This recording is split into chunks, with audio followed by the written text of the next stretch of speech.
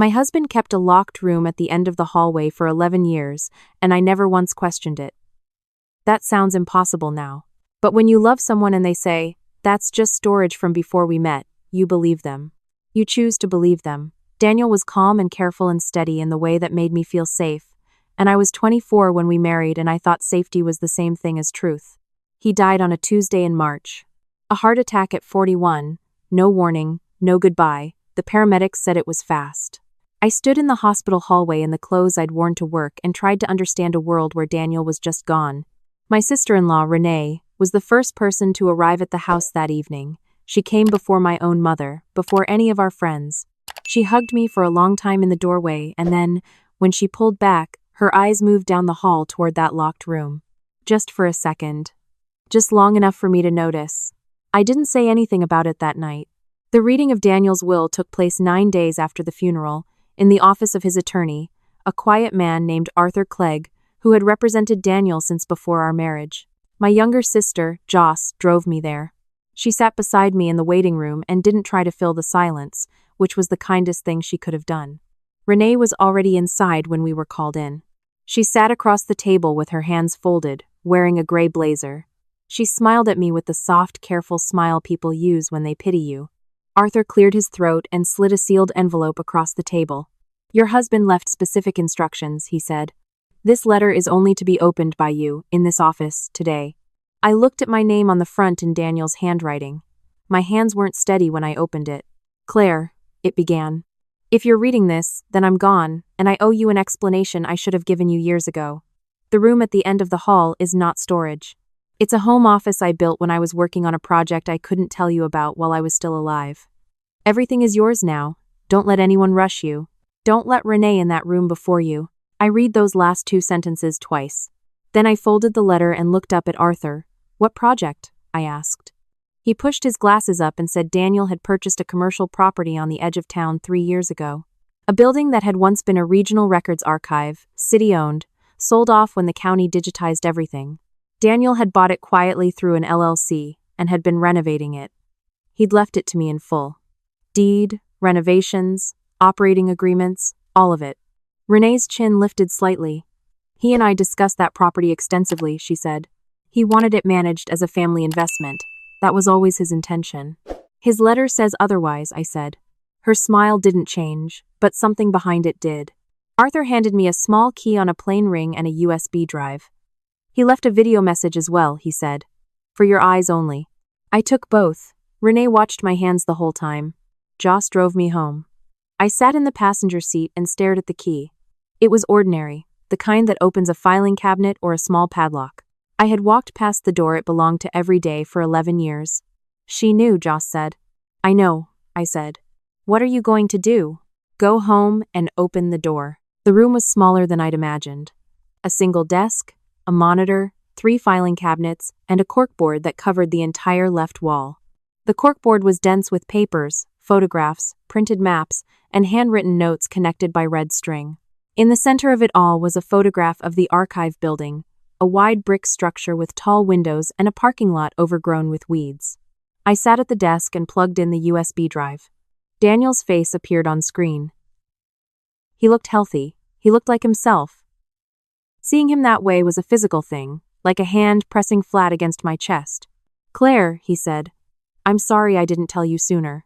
I kept telling myself I would, once the numbers were cleaner, once the permits were through. I kept waiting for the right moment, and I ran out of them."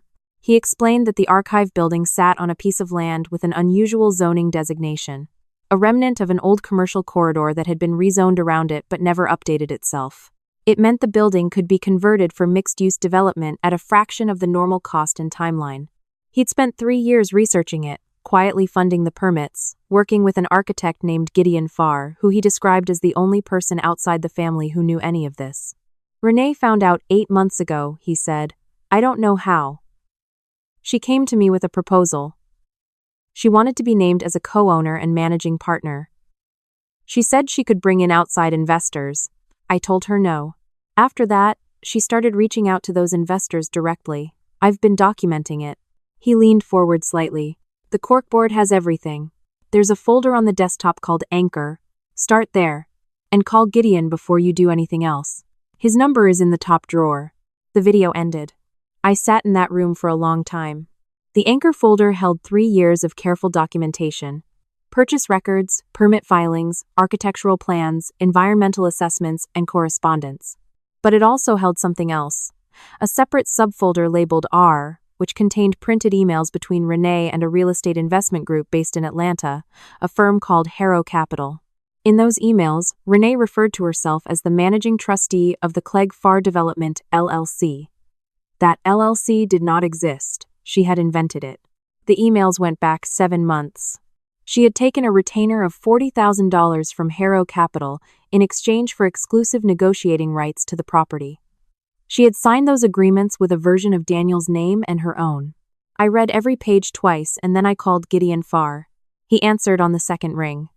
His voice was careful when I explained who I was, and then it relaxed in the way voices do when someone has been waiting a long time for a specific phone call. "I was wondering when you'd reach out," he said. "I'm so sorry about Daniel. He was meticulous. Everything he built to last." I asked him how serious the property was. "Claire," he said, "that building is worth more than Daniel probably told you. The zoning alone is worth fighting for. And there's a buyer who's been circling it for 2 years.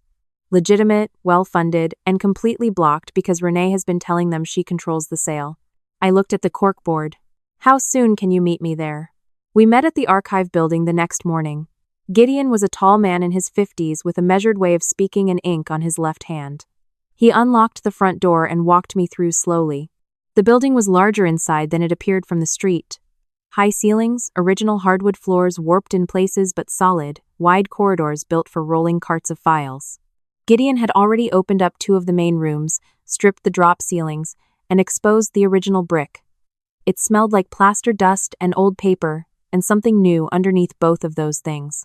"What was Daniel planning to put here?" I asked.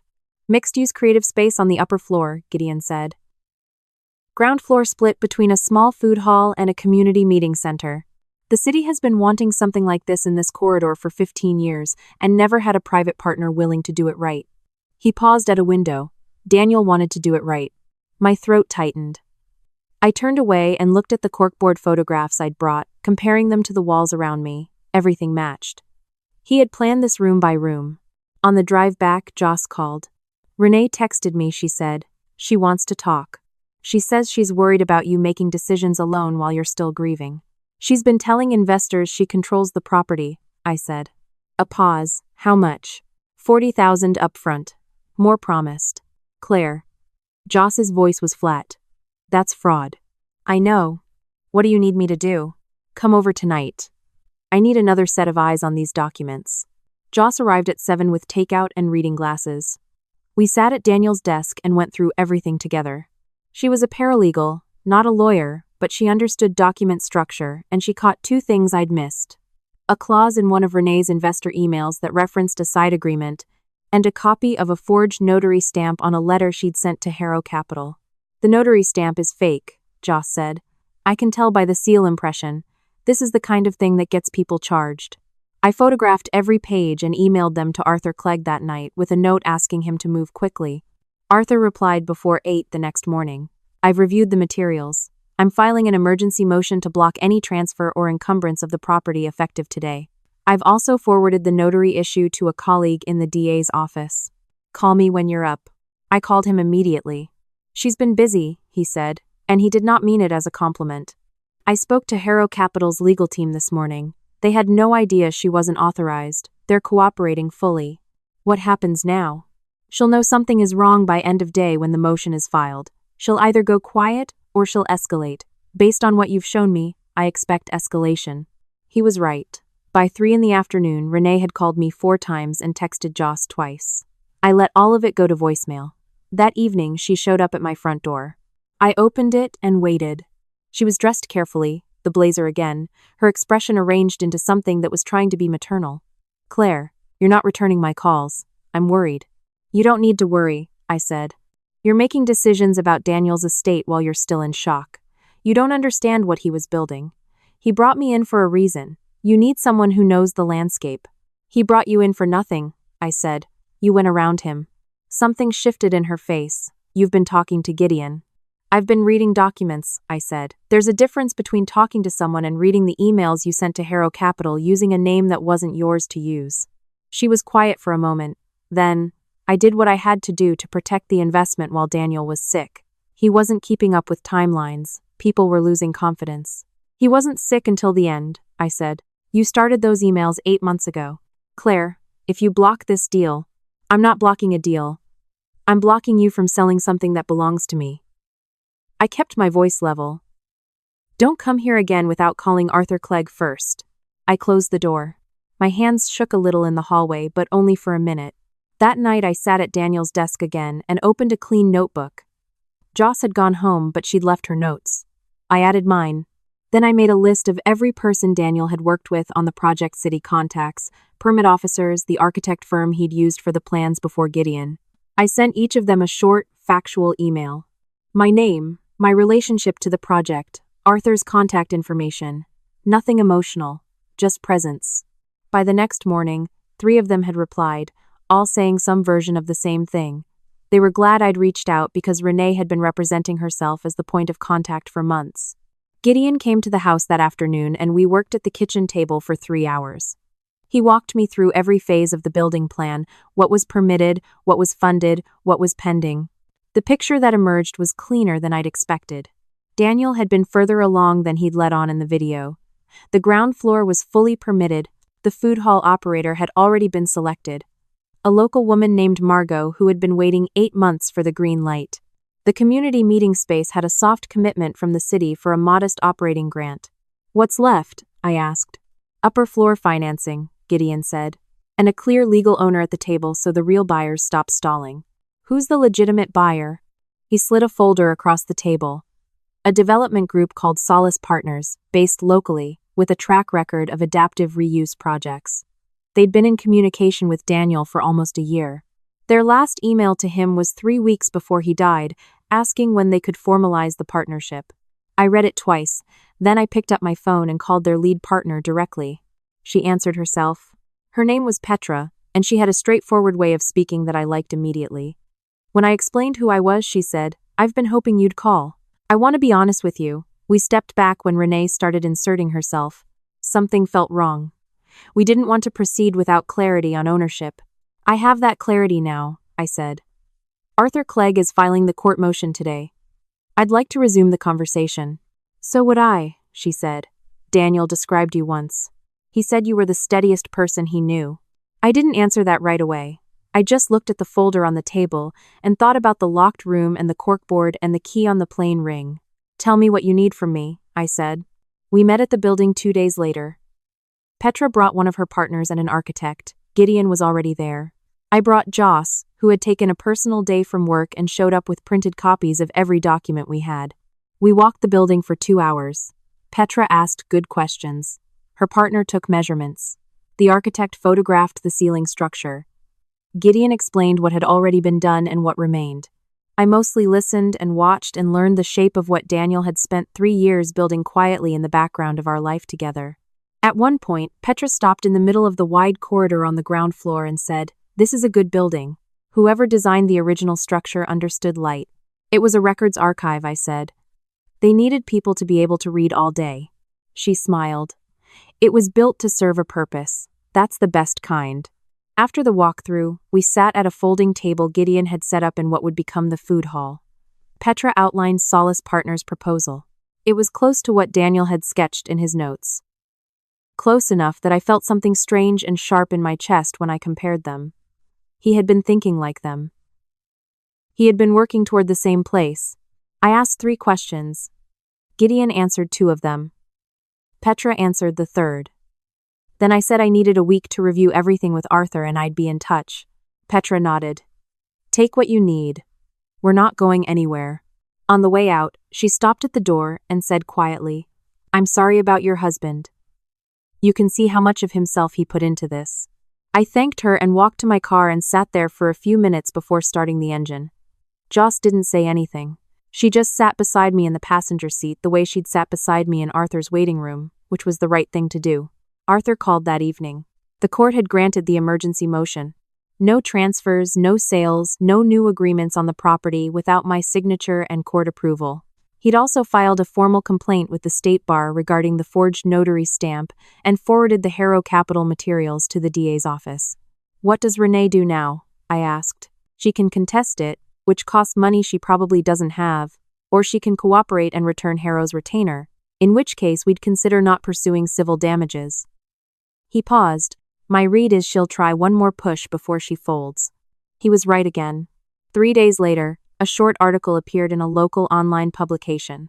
The headline called Daniel's project a stalled community initiative being blocked by a grieving widow who was refusing to work with family. It quoted an unnamed source close to the family. There was a photograph of the archive building with weeds in the parking lot, taken at an angle that made it look abandoned. Joss texted me the link with a string of capital letters that I chose not to repeat.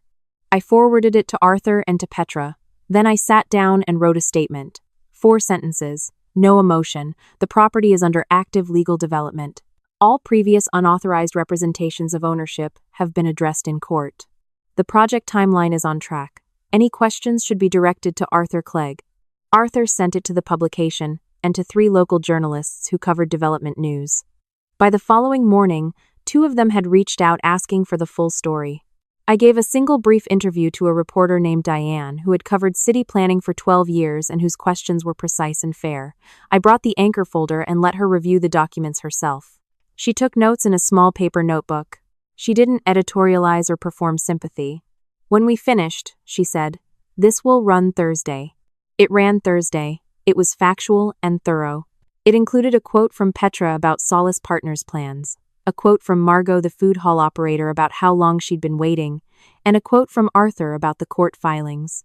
There was no quote from Renee because she hadn't responded to request for comment. The unnamed source article disappeared from the publication's website by Friday afternoon. I heard from Gideon that Harrow Capital had formally demanded the return of their retainer from Renee and had sent a letter to her attorney indicating potential legal action. Arthur confirmed that the DA's office had opened a preliminary inquiry. He advised me to document any further contact she made. She called once more. It was early on a Saturday morning. I let it ring. Her voicemail lasted 4 minutes. I won't repeat all of it. The relevant part was near the end, when her voice changed and she said, "Daniel told me things about that building he never told you. He trusted me with it. That should mean something." I saved the voicemail and sent it to Arthur. Then I got dressed and drove to the archive building by myself. Gideon had left me a key. I let myself in through the side entrance and stood in the corridor on the ground floor, with the early morning light coming through the tall windows. The floors creaked under my feet. The brick walls were warm where the sun hit them. I pulled out the photograph from Daniel's corkboard, the one he'd pinned at the center of everything, and held it up against the actual wall in front of me. He had annotated it with small, neat handwriting along the margins. Natural light peak at 10 a.m. Acoustic potential in central corridor. Margot confirmed for Unit A. He had known this building the way you know a place you've been planning to introduce to someone you love. He had been waiting for the right moment. I put the photograph in my jacket pocket and walked the whole building by myself, room by room, the way I should have done weeks ago. Then I sat on the floor in the room that would become the community meeting space and I let myself feel all of it at once. The missing him and the anger and the strange, complicated pride and the grief of learning someone you thought you fully knew. I sat there until the light shifted. Then I stood up, brushed the plaster dust off my jeans, and called Petra. "I'm ready," I said. "Good," she said. "So are we." The mediation meeting was held on a Tuesday morning in a conference room at Arthur's office. Renee arrived with a lawyer I didn't recognize. She looked smaller than she had at my front door, her posture careful in a way that was trying not to look defensive. I sat across from her with Arthur on my left and Joss on my right. On the table in front of me was the anchor folder, the forged notary documents, the Harrow Capital correspondence, and the printout of her voicemail transcript. The mediator was a retired judge named Holloway who had a way of making silence do most of his work. He opened by outlining the scope, then asked Renee's lawyer if his client wished to make an opening statement. Renee's lawyer spoke for 11 minutes. He used words like misunderstanding and provisional agreement and good faith several times. He said Renee had been attempting to support a project her brother had shared with her in confidence and that she had acted with the family's best interests in mind. When he finished, Judge Holloway looked at me. I opened the folder and walked through the documents one at a time. I didn't raise my voice. I didn't describe feelings. I listed facts: the forged notary stamp, the Harrow Capital retainer, the emails using Daniel's name without authorization, the Solace Partners delay caused by her misrepresentation, the Margot delay, the 8 months of waiting while she collected a fee she had no right to collect. When I finished, I slid copies of everything across the table. Renee's lawyer whispered to her. She stared at the table. Judge Holloway said, "Miss Whitmore, the documentation here supports a finding of fraud and forgery. The DA's office has an open inquiry. I want to be direct with you. The question before us is whether you'd like to resolve this here or in a courtroom." She looked up at me then. Her expression had gone through several things in the past hour and had landed somewhere I recognized as the place people arrive when they've run out of other options. "I did what I did because I thought Daniel was running out of time," she said. "I thought if I brought the money in, it would get done before he..." She stopped. "He wasn't dying when you started those emails," I said. She didn't answer that. "Renee." I waited until she looked at me. "Daniel left everything to me because he knew I would finish it. Not because I'm his wife. Because he knew I would do it right." I paused. "You took $40,000 to sell something that wasn't yours. You lied to investors and you lied to the community and you tried to get between me and what he built. I want it back. All of it. And I want you to tell Harrow Capital and everyone else that there is no agreement and there never was." Her lawyer leaned in again. They spoke quietly. Then he straightened and said his client was prepared to return the retainer, issue a written retraction to all investor parties, and withdraw any and all claims to the property. Arthur slid a prepared agreement across the table. Renee read it. Then she picked up the pen and signed. Judge Holloway stamped it and said the agreement would be filed with the court that afternoon. In the hallway afterward, Joss squeezed my arm once and didn't say anything. Arthur shook my hand and said he'd have the paperwork completed by end of day. I thanked him. Outside, the air was cool and the sky was the particular pale blue that comes after a long stretch of gray. I stood on the sidewalk for a minute and thought about Daniel sitting in that back room at the end of the hall, planning all of this in the evenings while I watched television and assumed the room was full of old boxes. I wished I'd asked more questions. I wished he'd told me. But I also thought about what he'd written in his letter. I kept waiting for the right moment, and I understood that a little better now than I had 3 weeks ago. Joss came to stand beside me. "Food?" she said. "Yes," I said, "and then I need to call Margot." Margot cried a little on the phone, which she apologized for immediately. I told her there was nothing to apologize for. We set a meeting for the following week to review the plans Daniel had left for Unit A. She said she had been keeping her equipment in storage for 8 months and hadn't let herself start looking at other locations because she hadn't been ready to give up on this one. I told her she didn't have to. The partnership agreement with Solace Partners was signed 3 weeks later. Petra and I shook hands in the same folding table setup in the food hall space, which by then had been cleared and repainted and smelled of fresh plaster and sawdust. Gideon was there. Joss was there. Margot came by in the afternoon and walked through her unit with a measuring tape, narrating dimensions to herself under her breath. I stood in the central corridor and watched them all moving through the building and thought about the corkboard in Daniel's locked room, all those red strings connecting photograph to permit to name to plan. He had imagined this. He had held every piece of it in his head for years, quietly, carefully, the way he held most things. I took the key off its plain ring and held it in my palm for a moment. Then I set it on the folding table next to the partnership agreement. Gideon saw and raised an eyebrow. "I don't need to carry it anymore," I said. He nodded slowly and didn't ask anything further. That evening I went home and sat in the room at the end of the hall. The corkboard was still there, but most of the papers were now in files, organized and labeled and referenced. The desk was clear except for a new notebook I'd started and a photograph I'd printed. The building, taken that morning, with the scaffolding up on the north face and 2 workers visible in the tall windows. I pinned it to the center of the corkboard where Daniel's original photograph had been. It wasn't the same. Nothing was the same. But it was the next thing, and the next thing was mine to build. I opened the notebook and wrote a date at the top of the first page, and below it I wrote Gideon's notes from our last walkthrough, and below that I wrote Margot's measurements, and below that I wrote the 3 open questions from the Solace Partners agreement that still needed answers. Then I made a cup of coffee and got to work.